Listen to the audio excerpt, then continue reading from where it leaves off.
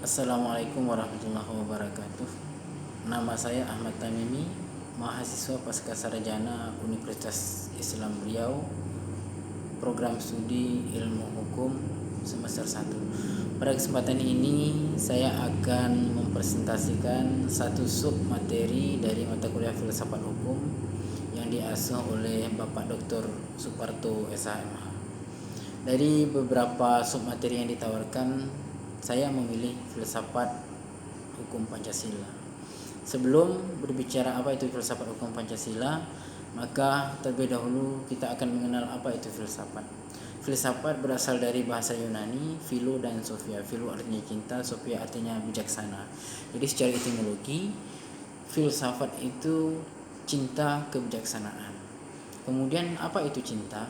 Cinta itu adalah, sebenarnya kalau kita melihat, cinta itu terdiri beragam makna, tergantung konteks apa yang kita gunakan. Maka dalam konteks kajian ini, cinta itu dapat kita artikan sebagai sebuah hasrat yang besar untuk meraih sesuatu yang didambakan dalam rangka mewujud kebijaksanaan. Jadi muaranya adalah kebijaksanaan. Kemudian apa itu kebijaksanaan? Kebijaksanaan adalah kemampuan yang dimiliki oleh manusia dengan segenap akal budi dan pengalamannya untuk meraih kebenaran yang hakiki. Ini makna yang dimaksud dengan kebijaksanaan. Kemudian filsafat juga memiliki ciri-ciri khusus. Yang pertama, filsafat itu ciri berpikirnya adalah radikal. Kemudian yang kedua holistik atau universal, yang ketiga adalah sistematis. Radikal, filsafat menggambarkan ciri berpikir yang mendalam sampai ke akar-akarnya lewat pertanyaan dan jawaban yang secara runtut untuk menggali segala suatu objek kajian hingga sampai pada puncak kebenaran. Kemudian ciri filsafat yang kedua adalah holistik. Holistik itu adalah filsafat melihat segala sesuatu itu secara menyeluruh. Dia tidak mau secara parsial, tidak mau separuh-separuh. Melihat semua sisi atau semua sudut sehingga nampak jelas untuk menilai lalu mengambil sebuah kesimpulan. Dia tidak mau terjebak pandangan yang separuh atau hanya kiri atau hanya kanan dan lain sebagainya. Kemudian ciri filsafat juga adalah berpikir sistematis. Sistematis artinya runtut, harmonis. Jadi inilah beberapa definisi umum dari filsafat dan ciri-cirinya. Kemudian kita beranjak, apa itu filsafat hukum Pancasila? Menurut Notonegoro, filsafat hukum Pancasila itu adalah suatu sistem berpikir yang rasional, sistematis, mendalam dan menyeluruh tentang suatu negara dan bangsa serta masyarakatnya, yang nilai-nilainya telah ada lalu digali lewat metode berpikir filsafat. Untuk apa? Untuk landasan hidup berbangsa dan bernegara. Kemudian sebuah sistem nilai yang dibangun itu berasal dari kenyataan atau realitas sebuah bangsa seperti Indonesia. Kemudian apa yang dicari di situ? Yang dicari di situ adalah pokok-pokok penting sebagai pedoman dasar dalam hidup bernegara. Maka oleh Soekarno, Pancasila itu juga disebut sebagai pandangan hidup bangsa yang digali dari khazanah budaya agama yang ada di Indonesia. Kemudian untuk memahami filsafat sebagai Pancasila sebagai sistem filsafat, maka menurut Suyaji itu diposisikanlah sebagai ada yang disebut dengan genetipus subjektivus, kemudian genetipus objektivus. Apa itu genetipus subjektivus? Genetipus subjektivus itu adalah Pancasila dijadikan sebagai subjek guna untuk membahas aliran-aliran atau paham-paham yang berkembang atau tradisi-tradisi filsafat lainnya. Sebagaimana kita ketahui bahwasanya sebuah bangsa itu memiliki cara pandang tersendiri tentang realitas hidup bangsanya masing-masing. Nah, realitas ini dipengaruhi oleh filsafat apa atau pemikiran apa yang dikembangkan oleh mereka. Misal seperti masyarakat barat misalnya, kecenderungan pemikirannya tidak imbang. Misalnya seperti aliran materialisme misalnya. Aliran materialisme ini, mereka ini mengedepankan materi sebagai kebenaran, seperti yang dimotori oleh tokoh Demokratus misalnya. Dia memandang realitas itu adalah kumpulan fakta-fakta atomik ya. Kemudian atomik itu menurutnya adalah partikel kecil yang tidak bisa dibelah. Jadi bagi kaum materialis, yang ada itu adalah sesuatu yang dapat diindra, yang diamat. Yang ada itu sesuatu yang bisa diamati melewati panca indera kita, bisa diraba, kemudian bisa dilihat. Nah, dalam konteks ini tentu berbahaya untuk pribadi Tuhan yang tidak dapat diraba atau yang tidak bisa ditangkap oleh indera kita. Maka kebalikannya, paham spiritualisme ya menempatkan rohani di atas segalanya, terutama di atas sifatnya materi. Bahkan bagi aliran spiritualisme, materi itu sebagai penjara atau jebakan dosa. Ini dimotori oleh Plotinus. Jadi realitas itu hanya pelimpahan dari emanensia, berasal dari Tuhan katanya. Kemudian Tuhan itu adalah yang bersifat rohani, sedangkan materi itu adalah sifatnya berada di alam rendah sekali. Jadi dalam konteks ini sebenarnya antara pandangan materialisme dan spiritualisme, Pancasila tidak mau terjebak di antara keduanya. Kemudian Pancasila juga tidak mendikotomikan masing-masingnya. Kemudian Pancasila lebih mengakomodir keduanya. Sebab mendikotomikan antara keduanya atau memilih di antara salah satunya bagi Indonesia itu akan dapat memunculkan disintegrasi bangsa sesungguhnya. Kenapa begitu? Dasar berpikirnya adalah manusia ini adalah makhluk monodualis. Makhluk monodualis ini adalah manusia senantiasa ingin menyeimbangkan antara aspek jasmani dan rohani. Ini yang dimaksud dengan genetipus subjektivus, yaitu menjadikan Pancasila sebagai bingkai berpikir untuk menganalisa paham-paham atau aliran yang ada. Kemudian yang selanjutnya genetipus objektivus. Genetipus objektivus ini adalah Pancasila dijadikan objek yang dibahas secara ilmiah murni. Menurut Notonegoro, Pancasila ini adalah sistem filsafat yang merupakan kristalisasi dari nilai-nilai yang diyakini dan dijunjung tinggi yang pernah ada dan dipraktikkan di negara Indonesia ini dalam keseharian masyarakat kita. Seperti nilai ketuhanan misalnya, kemudian nilai kemanusiaan, kemudian nilai persatuan, nilai kerakyatan dan keadilan. Maka nilai-nilai ini jauh-jauh hari sudah menyatu ke dalam jiwa bangsa Indonesia dan dipraktikkan sekian lama sebelum bangsa ini merdeka sesungguhnya. Maka ini yang disebut dengan genetipus objektivus. Kemudian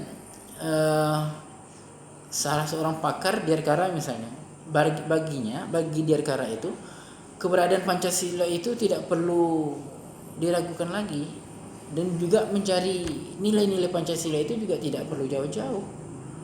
Ini merupakan refleksi pada diri kita. cukup kita mencari tahu dengan dalil menggali siapa aku. Nah, Dirgara lebih melihat dalam konteks ini. Dirgara adalah melihat aku adalah karena cinta kasih yang direstui oleh Tuhan. Jadi dalam konteks ini pertama nilai-nilai ketuhanan, kemudian nilai-nilai kemanusiaan dan persatuan, keadilan itu terakomodir di dalamnya. Inilah dua pakar yang sangat fokus atau konsen dalam melihat atau mengkaji Pancasila. Lalu kini kita melihat filsafat dalam konteks ontologi. Jadi ontologi filsafat. Secara ontologi, filsafat itu adalah sebuah upaya untuk mengetahui dari hakikat dasar dari sila-sila yang ada. Menurut Notonegoro itu, jadi hakikat Pancasila itu sesungguhnya adalah manusia sebagai objek hukum, ya, yang terdiri dari kodrat jiwa, raga, jasmani dan rohani, makhluk individu dan sosial. Kemudian yang terpenting adalah secara ontologi nilai-nilai yang terkandung dalam diri itu adalah nilai-nilai ketuhanan. Oleh karena itu, sila pertama yang mendasari dari dasar berpikir adalah ketuhanan yang Maha Esa. Nah, sila pertama inilah yang menjiwai sila-sila yang lainnya. Kemudian secara epistemologi, Pancasila adalah sebuah upaya untuk mencari hakikat Pancasila sebagai sistem pengetahuan. Kemudian sistem pengetahuan dalam konteks epistemologi ini adalah untuk menyelidiki makna, nilai ilmu pengetahuan dan sejarah terbentuknya. Jadi epistemologi ini sesungguhnya berbicara dalam konteks teori. Kalau ontologi berbicara apa objeknya, epistemologi ini berbicara dalam konteks bagaimana, lalu dilihat makna, sistem nilai, kemudian sejarah terbentuknya atau sistem pengetahuannya atau struktur pengetahuannya. Kemudian tentang sumber pengetahuan sebagaimana telah dipahami adalah nilai-nilai yang ada dalam tubuh bangsa itu sendiri. Jadi dalam konteks epistemologi, sumber pengetahuan itu bagaimana secara epistemologi itu kita bisa melihat realitas kehidupan bangsa, lalu kenyataan itulah yang digali. Apakah itu dalam konteks budaya, agama, dirangkum menjadi nilai sebagai panduan hidup dalam berbangsa dan bernegara. Kemudian susunan Pancasila sebagai suatu sistem pengetahuan, yaitu susun yang bersifat formalogis, baik secara makna maupun secara sistematik atau hierarkis. Kemudian kalau kita lihat, sila pertama itu mendasari dan menjiwai sila yang kedua, ketiga, dan keempat. Kedua, ketiga, keempat, dan kelima. Begitu juga sila yang kedua dijiwai sila yang pertama, kemudian juga didasari sila yang pertama, kemudian dijiwai oleh sila yang ketiga, keempat, dan kelima. Begitu juga seterusnya. Sila ketiga, keempat, dan kelima itu dijiwai oleh sila yang pertama, yaitu sila ketuhanan.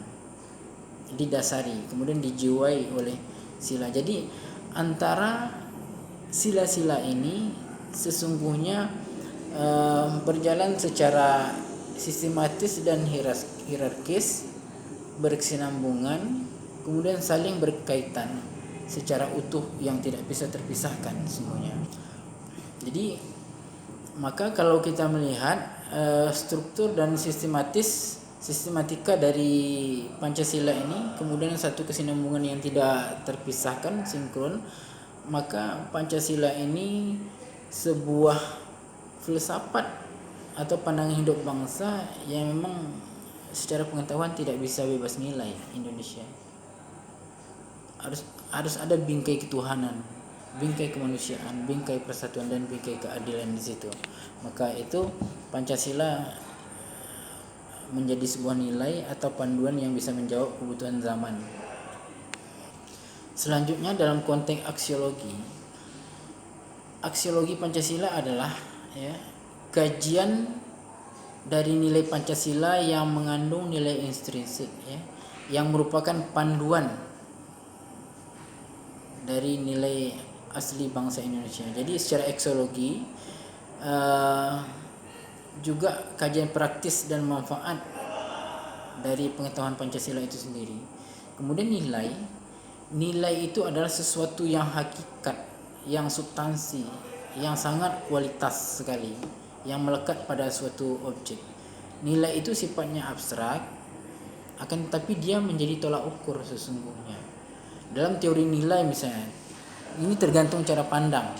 Ada seperti teori materialis yang kita ungkapkan tadi, maka tolak ukurnya itu adalah materi. Kemudian seperti paham hedonis, maka tolak ukur itu adalah sebuah kenikmatan. Maka Notonegoro ini membagi atas dua, materi dan non materi. Kemudian bagi Notonegoro, materi ini adalah sesuatu yang mudah diukur karena bisa diindra, bisa diraba, bisa dirasa, bisa dilihat atau bisa disaksikan. Kemudian yang kedua adalah non materi. Non materi ini adalah lebih bersifat rohani, ya, diukur dengan hati nurani, kemudian dibantu dengan rasa, cipta, karsa serta keyakinan. Menurut Notonegoro, Pancasila ini termasuk berada dalam tatanan nilai rohani. Walaupun dia berada masuk dalam tatanan nilai rohani, dia mengakui nilai materi. Jadi sangat harmonis sekali keduanya. Maka Pancasila ini mengakomodir antara nilai materi dan non materi itu sendiri. Kemudian kita coba melihat Pancasila dalam konteks filsafat hukum Pancasila. Jadi bagaimana Pancasila ini dijadikan sebagai dasar hukum? Notonegoro ini melihat dalam teori kausalis, dia melihat Pancasila dijadikan sebagai dasar hukum. Yang pertama kausalis materialis, yaitu dia melihat bahwasanya Pancasila sebagai adat kebiasaan, kebudayaan dan agama yang dianut oleh bangsa Indonesia itu sendiri. Ini fondasi dasar. Kemudian yang kedua itu kausalis formalis. Ini seperti dalam konteks sejarah BPUPKI, yaitu pada saat itu Soekarno dan Hatta membentuk sebuah negara, yaitu menggagas landasan berpijaknya dasar negara, yaitu panduan nilai-nilai kehidupan yang memang mengakomodir hak asasi manusia, mengakomodir keberagaman. Ini yang disebut dengan Bhinneka Tunggal Ika. Kemudian kausal finalis yang ketiga, Pancasila ini dijadikan calon dasar negara sebagaimana tertuang dalam pidato Soekarno pada tanggal 1 Juli 1945. Ini dalam konteks historisnya. Kemudian yang keempat, kausalis efisien, ialah PPKI, ya, karena PPKI pada saat itu resmi menetapkan pembukaan Undang-Undang Dasar 45 yang berintikan Pancasila sebagai dasar filsafat negara yang terdiri dari 5 sila tersebut. Maka inilah pondasi dasar secara historis kenapa Pancasila dijadikan sebagai dasar hukum. Kemudian ada dua fungsi Pancasila sebagai cita hukum. Yang pertama fungsi regulatif, kemudian yang kedua fungsi konstitutif, ya. Apa itu fungsi regulatif? Fungsi regulatif itu artinya cita hukum untuk menguji apakah hukum yang dibuat itu adil atau tidak bagi masyarakat. Kemudian fungsi konstitutif itu artinya fungsi yang menentukan bahwa tanpa dasar cita hukum maka hukum yang dibuat itu akan kehilangan makna dan arah. Jadi makanya di sini Pancasila sebagai bingkai, sebagai dalam konteks fungsi regulatif.